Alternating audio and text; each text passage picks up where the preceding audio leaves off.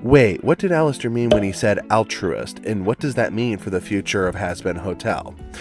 Okay, so to break this down, I've been seeing an interesting run recently of theories about what Alastor meant when he said altruist in his closing segment of the Show Must Go On song. And I feel like it's important to bring this debate up because it could heavily influence what happens in Season 2 of the series. Given that we have limited ideas of what's going to happen in Season 2, but thankfully Season 1 does leave us off with some good information, let's go ahead and get started.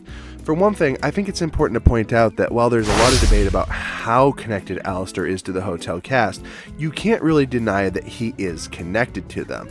And that will seemingly be the basis of this, because one of the big theories regarding Alastor's presence at the hotel is, why is he there at all? See, originally we were just given the explanation that he liked the idea that souls would be trying to get redeemed and then would ultimately fail, and he would derive enjoyment from this. Now, I also saw some people putting out interesting theories like that he would attempt to make deals with people who would eventually, fail and get down on their luck, and that would be how he would amass more power. I thought that was genuinely an interesting idea, but it's not where the series seems to be going with it. Instead, we seem to be pushing an idea that Alastor has a reason to be at the hotel that we don't entirely know about.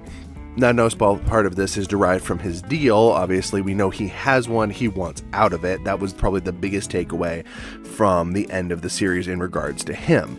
However, one of the other more interesting ones is that he seems to be experiencing a hiccup in his plan, that being derived from the line, "Altruist Alastor died for his friends." Now, inherently he says that's not how this story ends, but the funny thing is, it almost was. Now, when I say Alastor almost died, I mean he almost died. Yes, he did have to put a lot on the line for any part of his plan to succeed for the hotel, but let's be honest, given that what we've learned about him over the course of Season 1 and from the pilot, he's not exactly a character that seems all that inclined to put his life on the line.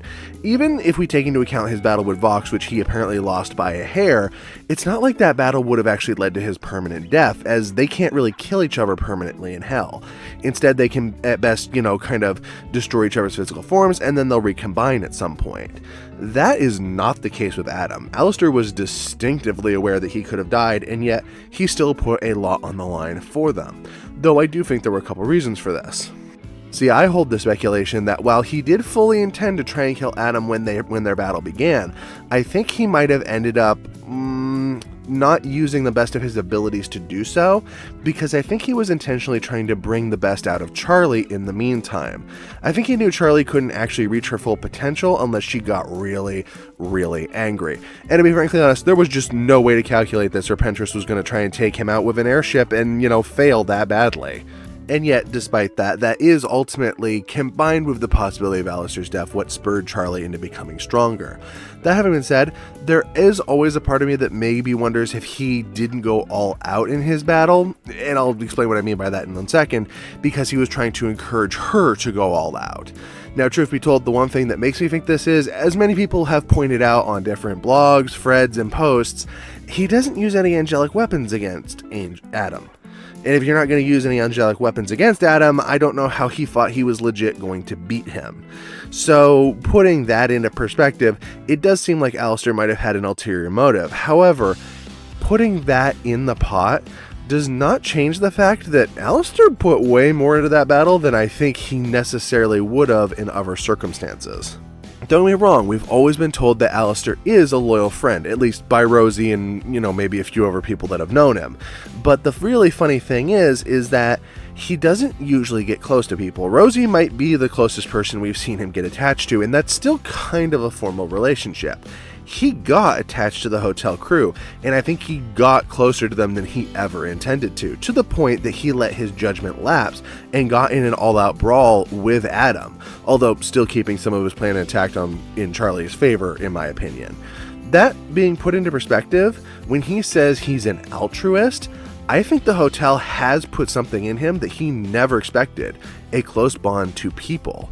Now, it'll be interesting to see how that will unfold in Season 2, as he's probably going to try and reject that feeling. He doesn't want to get close to people. He has his ultimate end goal of cutting his contract and escaping to become perfectly free and maybe become the ultimate overlord. But the funny thing is that he's still changed, he just doesn't realize it. One of the biggest indications of this is in the ending of the song The Show Must Go On, when he reappears, he lets everyone touch him. That is not something Alastor's character ever would have allowed to happen at any point before that episode. We even hear it sold in a lot of the production notes for him for everything that really Nifty was the only one that was allowed to physically touch him because he didn't mind it. The fact that now all of the characters can be that close to him is still a sign that he's changed, whether he realizes it or not. But what do you think? Do you think Alastor is growing closer to the cast? Do you think he's still going to go all the way through on maybe some kind of betrayal at the end? Let me know in the comments below.